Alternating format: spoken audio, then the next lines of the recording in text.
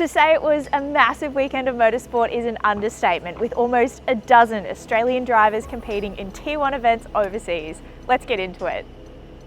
First to Chicago, where three-time Supercars champion Shane van Gisbergen has made history, winning his NASCAR debut on the streets of Chicago. He put the entire field on notice on Saturday when he qualified third for the Trackhouse team before converting it into a stunning win in a chaotic, rain-delayed race. Shane is the first driver in 60 years to win on debut and now joins only 7 other drivers in NASCAR's 75-year history to win on their first run. He celebrated in true SVG style with a number of burnouts in the number 91 Camaro. In a post-race interview, the 34-year-old described the win as a dream come true. He thanked all his fans in Australia and New Zealand for their overwhelming support in the lead up to the race. He confirmed he has another year racing in Australia before hopefully racing again in NASCAR. Congratulations, Shane. To the 24 Hours of Spa, where a nightmare start for Australian Kenny Habul's Sun Energy One team, featuring Supercars driver Chaz Mostert, turned into a fairy tale ending. The team won the Pro-Am class despite a serious crash in a pre-qualifying event, landing Habul in hospital and out of the race. The Australian worked the phones from his hospital bed to secure a new car and a new bronze driver.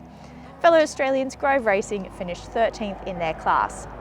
Of the 70 cars that started under safety car, only 49 finished the race, with the leader completing 537 laps. Outright winners were Rowe Racing's M4 GT3 team.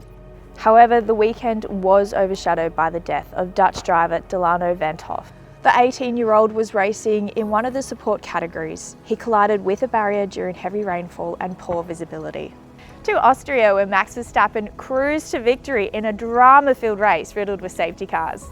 He maintains a dominant lead in the F1 standings, despite a protest from Aston Martin arguing a number of track limit violations had not been penalised during the race.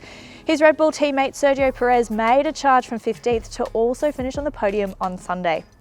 The FIA ruled more than 1,200 incidents unfolded during the race, with even more penalties handed down after it finished.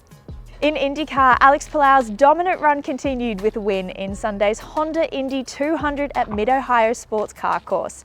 The number 10 Chip Ganassi Racing Honda started 4th before picking up the lead after his first pit stop. Scott Dixon finished 2nd ahead of Australian Will Power in 3rd and Scott McLaughlin coming home 5th.